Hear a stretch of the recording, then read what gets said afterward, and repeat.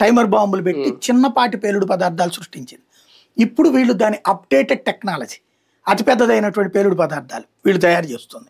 వీళ్ళు దీన్ని అంతా కూడా టెక్నికల్లీ ఎక్స్పర్టైజ్డ్, వీళ్ళు ఇంజనీరింగ్ చేసినటువంటి వాళ్ళు. వీళ్ళకి అలాంటి మెడిసిన్ కావాలంటే డాక్టర్లకైతే ఇస్తారు, మామూలుగా మనం వెళ్ళి అడిగితే ఇవ్వరు. ఒకటి బిల్డింగ్ ఏదైనా మెటీరియల్ ఇదైతే పర్మిషన్ తీసుకుని వెళ్ళాలి, డాక్టర్లకు కొన్ని ఇస్తారు. కాబట్టి డాక్టర్లను ఎంచుకున్నారు, ఇంజనీర్లు ఎంచుకున్నారు. వీళ్ళందరూ కూడా ఇప్పుడు ఏంటంటే ఇప్పటిదాకా మనం టెర్రరిజంలో నక్సలైట్లో అర్బన్ నక్సల్స్, అటవీ నక్సల్స్ అన్నట్టు ఇప్పుడు వైట్ టెర్రరిస్టులు వీళ్ళు, వైట్ కాలర్ టెర్రరిస్టులు వీళ్ళు. వీళ్ళలో అమ్మాయి అయితే 10 రూపాయలకే వైద్యం చేస్తాననే డాక్టర్ అట. ఎంతోమంది పేషెంట్స్ ఉన్నారు. లక్నో అమ్మాయి, ఇప్పుడు దొరికిన అమ్మాయి, కాశ్మీర్కి పట్టుకుపోయారు, షహీన్ అనేది ఉంది అమ్మాయి పేరు. ఇట్లా వీళ్ళందరూ కూడా వీళ్ళ దగ్గర ఉన్నాయని తెలిస్తే ఫస్ట్ వీళ్ళ దగ్గరికి వెళ్ళి చూస్తే 3000 కిలోల పేలుడు పదార్థాలు దొరికినాయి. 3000 కిలోలు అంటే దేశంలో ఒక 15-20 నగరాలని పేల్చేయచ్చు.